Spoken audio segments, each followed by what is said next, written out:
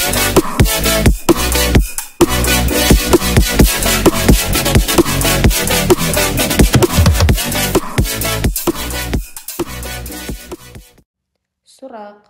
сәбилерді біреуге ұқсасын деп аузына түкіртіп жатады. Сол шариғатқа қайшы емес пе? Бисмиллахир-рахманир-рахим.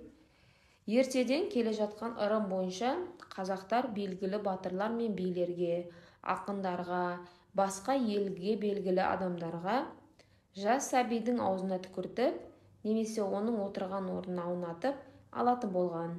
Оның мақсаты сәби сол адамдардай өнегелі кісі болсын дегендік. Дей тұрғанмен ауызға түкіру ырымына ұқсас діни рәсім жоқ. Пайғамбарымыздан саллаллаху алейхи уассаламнан ондай сүндет келмеген. Бірақ оған ұқсас дінімізде тахник деген пайғамбарымыздан саллаллаху алейхи уассаламнан қалған жоралғы бар.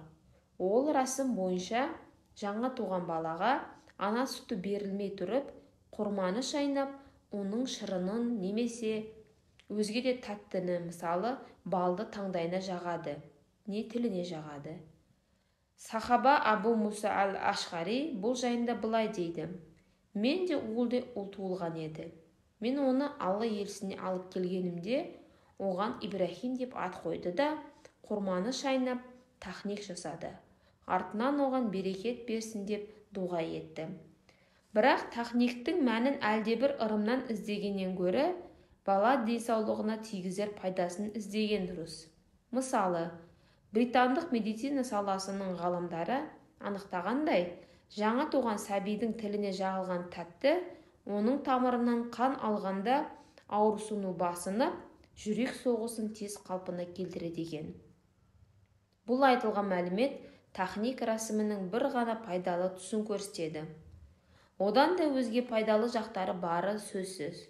Мұны пайдалы екендігін ғалым 1995 жылы ғана анықтаған болса, пайғамбарымыз саллаллаху алейхи уассалам мұсылмандарға 14 ғасыр бұрын үйретіп кеткен. Алла елшісінің әрбір сүннетінің астары үлкен мән-мағыналарға, адамдарға тигізер пайдаларға ие. Оның саллаллаху алейхи уассаламның хадистері мен сүннеттері даналық бұлағы іспетті. Осыны ұғынған сайын Алла тағаланың Мұхаммед саллаллаху алейхи уассаламға қарасты айтқан мына бір Құран аятын тереңірек ұғына түсінетін секілдіміз. Біз сені әлемге тек мейірімділік нышаны ретінде жібердік.